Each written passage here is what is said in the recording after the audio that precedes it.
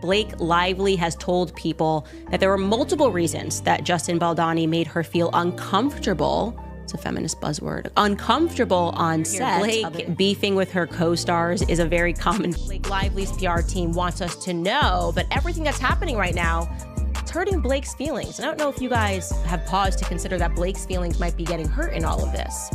Well. Brace yourselves, because the rumors surfacing online are wilder than ever. Did Blake Lively manipulate Justin Baldoni into going along with her version of events? Is Taylor Swift secretly tied to this scandal, pulling strings or defending her? Friend from behind the scenes? And here's the jaw-dropping kicker. Some sources claim Blake might be a narcissist who's using her Hollywood clout to spin the narrative in her favor. Yes, these questions are massive. And the buzz on social media is buzzing with theories, leaks, and insider claims that point to some seriously twisted motives. Stick around, because in this video, we're spilling all the tea on these shocking rumors.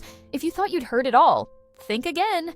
Things are about to get unsettlingly close to the truth. So don't even think of clicking away now. Let's dive in. The drama just got even wilder. Blake Lively didn't merely watch things unfold. She dove straight into power play territory, using her superstar ties, Taylor Swift and Ryan Reynolds, to ramp up massive pressure on Justin Baldoni and Sony Pictures. Essentially, she warned them they'd lose her enormous fan base and the sway of her elite circle if they refused her demands. And we're not talking about a modest crowd of followers either. This is millions of dedicated fans, plus the clout of Hollywood's most influential names. But here's the bombshell. Her grand plan crashed spectacularly, and we've uncovered the full scoop on how it all spiraled for Blake. Meanwhile, Justin Baldoni isn't staying silent. He's standing his ground with serious force. The way he's handling this entire storm is set to rattle Hollywood. But here's the burning question. Blake and Justin worked side by side for almost 2 years, so why is the drama exploding now? According to Justin, everything was smooth. Laughter, teamwork, zero conflict. Until they took one brief break. Suddenly, the vibe flipped. Blake Lively returned with a completely different demeanor. Ryan Reynolds unleashed his anger on Justin, and Taylor Swift stared at him like he was the ultimate villain. Even with all that chaos, Justin insists they stayed professional. They spent hours in the editing room, poring over each scene, polishing every minor detail. Blake was fully involved. She wanted to guide the editing. Then, out of nowhere, a single no flipped the entire situation. Here's the jaw-dropper. Justin never actually turned her down. He only asked Blake to wait until he had a solid cut before she offered her feedback. No drama, no outright refusal, just a fair request. Yet somehow, that was all it took to trigger a chain reaction that shattered everything. Before he knows it, he's shut out of his own film. Sony hands the entire project over to Blake, and suddenly, Ryan and Taylor are promoting it like she's been in charge from day one. Meanwhile, Justin, who dedicated 5 years to this endeavor, finds himself being completely overlooked at his own premiere. And don't overlook Colleen Hoover, the author of the original book and the very person who brought Justin on board. They were close. She contributed to the script and even worked with him well after the alleged harassment took place. But the moment Blake's lawsuit hit the public eye, Colleen pulled a complete 180, just like that. This isn't just some Hollywood power play. It's a full-on grab for control, and there's so much more simmering beneath the surface. The ultimate betrayal arrived when Colleen Hoover, once Justin Baldoni's greatest supporter, openly sided, with Blake Lively on Instagram leaving Justin totally blindsided. So what's the real story here? Was this carefully plotted from day one, or did Blake flip the script the instant things stopped going her way?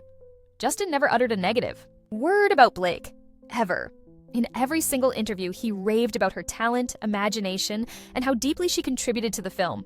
He credited her for boosting the project's overall quality, especially in those more intimate scenes, insisting she was integral to his creative vision. So, what was his reward? He suddenly found himself locked out of the very film he poured his heart into, stripped of authority, and practically erased from the massive undertaking he'd nurtured from day one. Adding insult to injury, once Blake took total control of the editing process, she never credited Justin's substantial contributions. No public thank you, no mention, absolutely nothing. Yet behind the scenes, private messages painted a drastically different picture.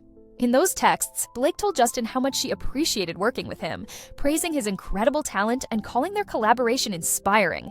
So, what exactly twisted everything around? According to some whispers, the sudden shift is still a baffling secret. So many fans are left wondering how a seemingly perfect partnership could crumble so quickly and without any clear explanation. Just when you thought this uproar couldn't get any wilder, Blake Lively dropped a staggering allegation accusing Justin Baldoni of crossing the line during their intimate scenes. According to Blake's lawsuit, she based her claims on a specific moment, but at first the public was left in the dark. No proof, no context, just her word against his. That was the case until Justin's legal team released the unedited footage. Suddenly, everything shifted. It turned out Blake wasn't just performing in these intimate scenes. She was calling the shots, giving orders, making pivotal decisions, and even stepping up as a sort of unofficial intimacy coordinator. In her lawsuit, Blake asserted that Justin went off script and kissed her excessively. But here's the catch. Before their break, they had exactly 2 scheduled kissing scenes. No unscripted moments, no big surprises, just 2 carefully planned shots. Then, once filming resumed, Blake arrived with a fresh list of demands and refused to consult with the official intimacy coordinator. Suddenly, her accusations turned sharply in a different direction. Why turn down a meeting that could settle everything? It almost seemed like she was rewriting the whole narrative just to push Justin out. There's another major force at play in this saga: Taylor Swift.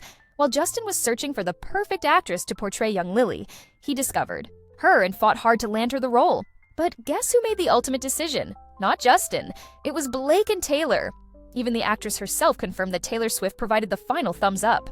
Despite Justin initially finding her, his name was never mentioned in any interviews, almost as if he'd been erased from his own project. Was that really the plan from the start? Because if you think Blake wrapped up her pot stirring, you'd be mistaken. She and Ryan Reynolds have been quietly throwing hints at Justin for months. So subtle, most people wouldn't catch them. But once you connect the dots, everything suddenly becomes clear. Let's rewind to the very beginning and find out what truly happened behind the scenes. From the outset, Ryan Reynolds got deeply involved, reportedly modifying the script and teaming up with Blake to overhaul multiple segments, something almost nobody else in that position would be allowed to do. Yet, with Blake involved, standard rules apparently went out the window. From day one, Blake and Ryan lobbied for constant rewrites, revising lines at every turn, and stirring up major tension. Here's where Blake showcased her cunning strategy. She skillfully won Justin over by flooding him with praise, calling him one of the finest directors she'd ever collaborated with. She claimed other directors had ignored her ideas, never enabling her to participate creatively. Justin, eager to stay fair, granted her the chance she'd been asking for, unaware that this move would spark even bigger problems down the line. Little did he know, this was only the beginning of a larger power struggle. He even let her rewrite a crucial rooftop scene, and she made sure to name-drop Ryan Reynolds and Taylor Swift, cheerfully announcing they loved her version and couldn't wait for Justin's response. Then, she invited Justin over to her penthouse, where Ryan and Taylor hyped her writing, ensuring he felt that endorsing her changes was the smartest move. Later, Justin texted Blake to applaud her creativity, saying he genuinely enjoyed what she'd contributed. He promised he would do his best to work her ideas into the final cut. Then, in one of their messages, Blake compared herself to Cersei from Game of Thrones, a ruthless, power-hungry queen, and hinted she had powerful friends firmly behind her. Blake wasn't merely name-dropping, she was making a bold statement. She compared Ryan Reynolds and Taylor Swift to dragons by her side, ready to annihilate anyone who challenged her. This was no longer just about a movie. Blake was flexing significant power, demonstrating serious influence. She refused to settle for a single script rewrite. She wanted absolute authority. Justin, trying to avoid turmoil, allowed changes day after day, but the rewrites never stopped. Blake was no longer polishing scenes. She was actively questioning each directorial choice he made. Even before filming began, a serious issue surfaced. Allegedly, Justin made a comment about Blake's weight, fueling talk of fat shaming. But here's the real story. Justin only asked a trainer about Blake's weight because he needed to lift her for a scene.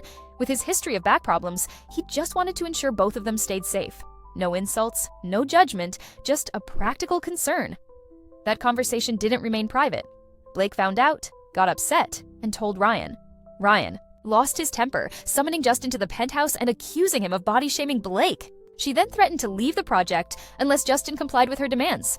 If he refused, she'd go public with the fat-shaming allegations. Justin had no way out. Justin apologized, even though he hadn't actually done anything wrong, just to keep the peace. Filming continued, and he publicly praised Blake, doing his best to keep the project afloat. Yet beneath the surface, the damage was already done. Blake's accusations don't quite add up. She claimed Justin harassed her in the first month of shooting, but she stayed in constant contact with him by choice and repeatedly asked to view the daily footage. If she felt genuinely unsafe, why remain so involved? Why ask for ongoing access to footage she supposedly found distressing? Her text messages paint a different story. She complimented the clips, requested more, and even sent casual notes like, "Hey Justin, I'm not trying." to bug you, but that playlist you gave me was great. Just checking back about possibly watching the dailies. She also kept mentioning Ryan and Taylor, making sure Justin knew they both loved what they were seeing too. Eventually, Justin set limits, refusing to grant Blake unrestricted access to the dailies. That's when Blake exploded. She ran to Ryan and her legal team, then returned with a lengthy list of demands.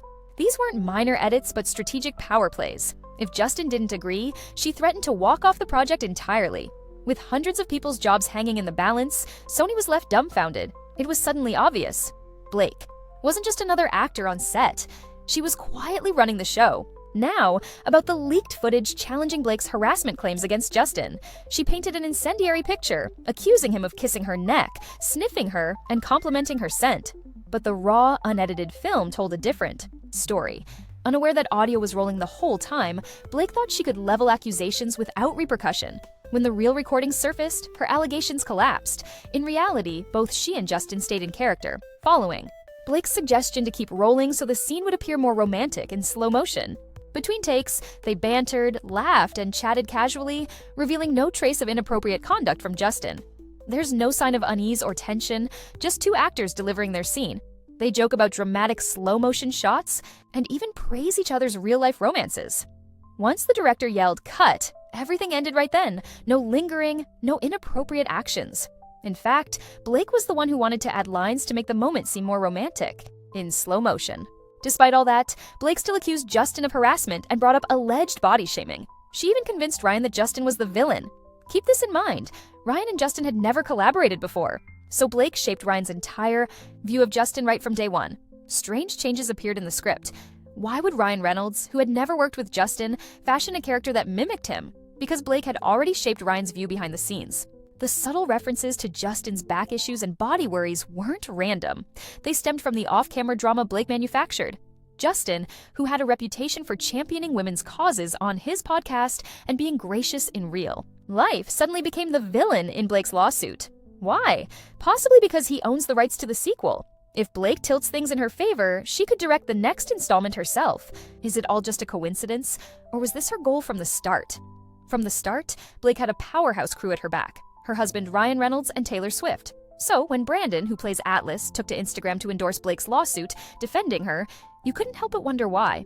Justin was the very person who helped him secure that role in the first place.